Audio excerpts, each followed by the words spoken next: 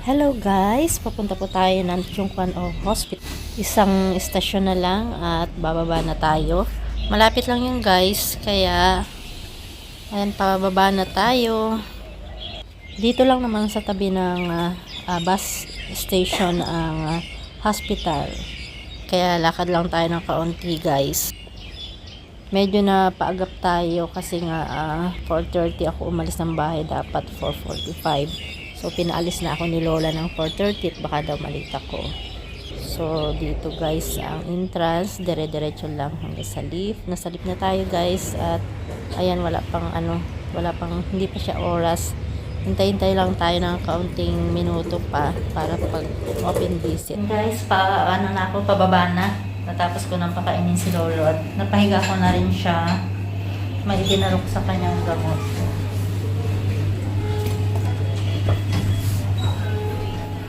Ay, naawa ko kay Lolo guys.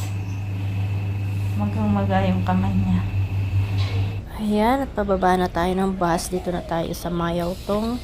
Gabi na guys. Ayan, madilim na ang paligid. Ayun.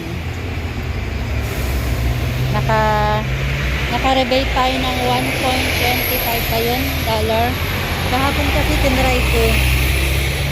Pero yun ay octopus ni Amo. Hindi sa akin. Yung ginagamit ko papuntang hospital, yung octopus ni Amo. Ayun, pagbaba ng bus, pwedeng maka-rebate ng sa octopus. Mabawasan yung binayad ko sa bus. Gabi na guys, oh. Alas 7 na ng gabi.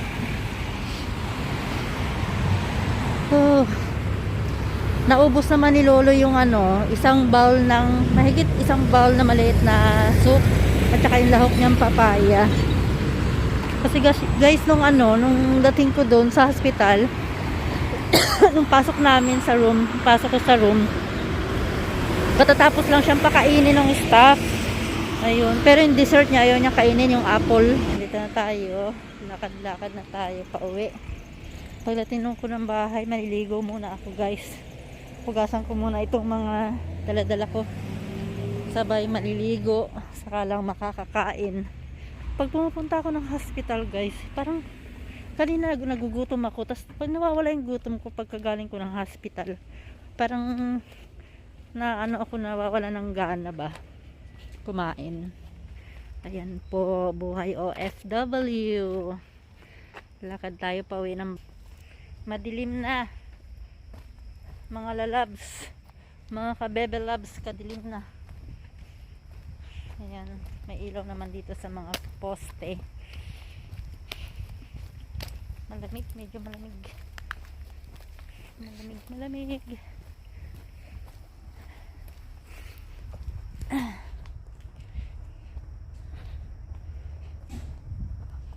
Abay, malamig.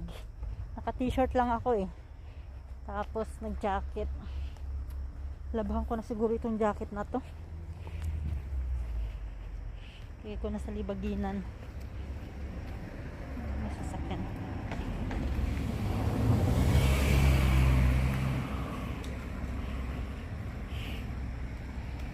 Ang pumupunta sa tanghali ay yung anak niyang isa.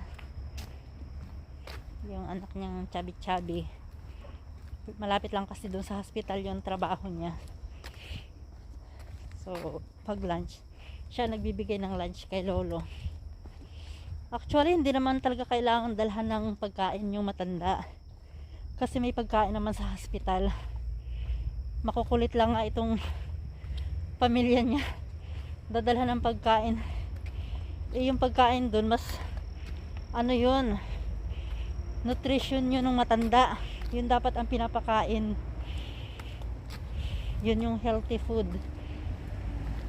Yun. Siguro baka inagahan nilang pakainin yung matanda ng hospital. Kasi nga, hindi niya nakakain yung pagkain niya sa hospital. At ang kinakain niya ay yung dinadala sa kanya. Dito na tayo guys, malapit na tayo. Ayan, pakita ko sa inyo ang aming lugar paggabi. Yan ang aming village. Dito na ako guys. Okay mga kabebe loves. Hanggang sa muli. Bye!